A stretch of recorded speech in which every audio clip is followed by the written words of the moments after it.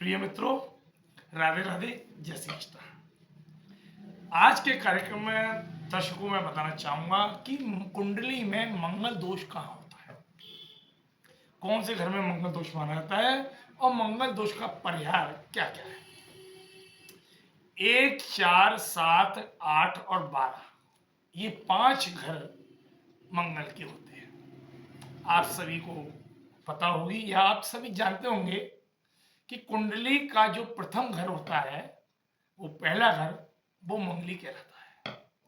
इसी प्रकार कुंडली का चौथा घर भी मंगल कहलाता है, कुंडली का 7वां घर मंगल, कुंडली का 8वां घर मंगल और कुंडली का 12वां भाव भी मंगल होता है।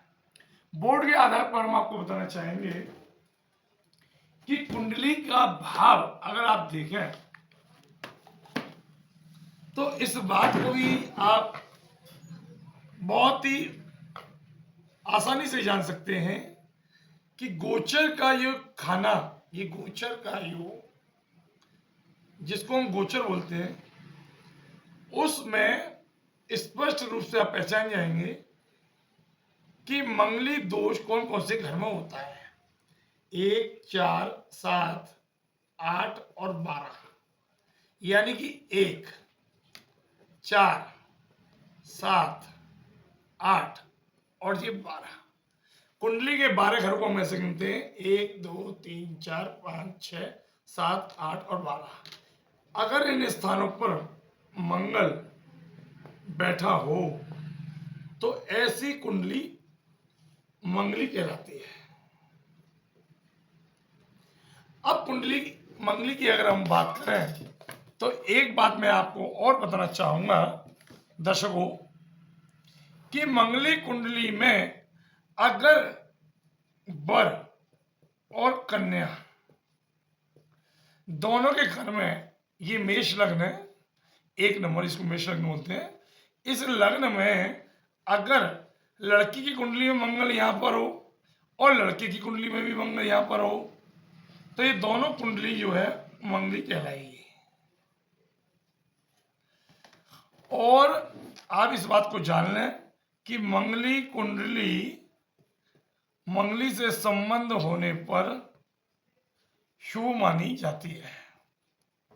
अगर कोई व्यक्ति किसी का मंगल, लड़के कुंडली में मंगल यहां बैठा हो, लड़की कुंडली में मंगल यहां बैठा हो, तो ऐसे में क्या होगा कि एक कुंडली मंगली और एक कुंडली नॉन मंगली होती है, यानी अशुभ। ये विवाह अशुभ माना जाता है। अब इन कुंडलियों का अगर हम परिहार देखें तो मैं आपको बताना चाहूंगा, इस परिहार में, कुंडली के परिहार में धर्मशास्त्र ये कहता है कि मंगल यानी भौम, भौम तुल्यो यथा भौमा पापो व द्वादशे भवेद उद्वह सुखद प्रोक्ता चिरायु पुत्र पौत्रदा। अर्थात वर और कन्या की कुंडली में मंगल के तुल्य मंगल हो अथवा अन्य कोई पाप ग्रह 1, 4, 7, 8, 12 अगर हो और वह समान एक दूसरे के विरुद्ध हो तो विवाह करना सुभद और पुत्र बोध शुभ माना जाता है। दूसरा, अगर इस मंगल का अगर हम परिहार देखें तो क्या आता है, शनि भूमो अथवा कश्चित पापो व ताशतो भवेद तथेव मंगल यानी कि मंगल तथेव मंगल भवनेश भौम दोष विनाश कृता।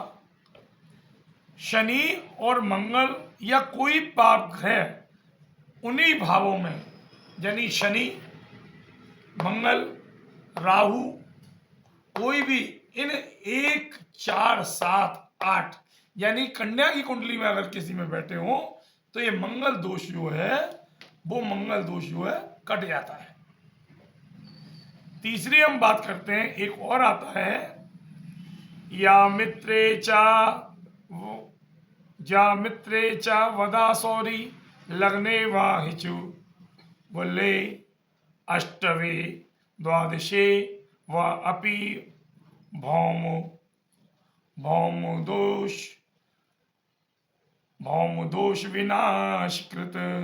यदि वर कन्या यानी कि वर कन्या, यदि वर कन्या की कुंडली में शनि सप्तम, चतुर्थ,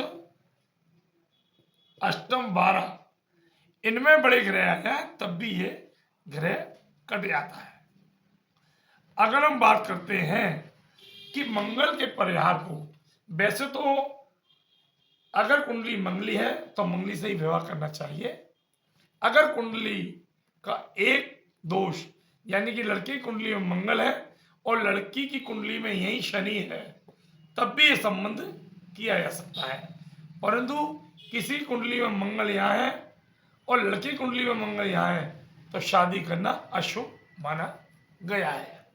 इस प्रकार इस बात का ध्यान रखें कि मंगली बच्चा हमेशा मंगली ही बच्चे से उसकी शादी कराए, क्योंकि मंगली विवाह ना होने से कई दिक्कतें पैदा होती हैं। संतान उत्पत्ति में आपसी मतभेद, एक दूसरे के विचार नहीं मिलते हैं, आपस में क्लेश होता है। अगर सप्तम भाव में मंगल विरोधी ग्रह में चला जाता है तो मृत्यु तुल्य कष्ट भी होता है।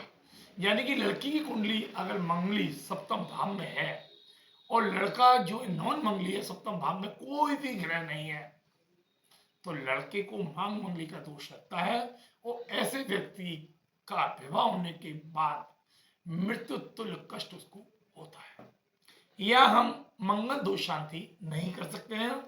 मंगल दोष शांति का परिहार वही है या ग्रह मंगल के स्थान पर समकक्ष भारी ग्रह अगर बैठे हों जो पाप ग्रह हों, उससे हम ये कार्य कर सकते हैं।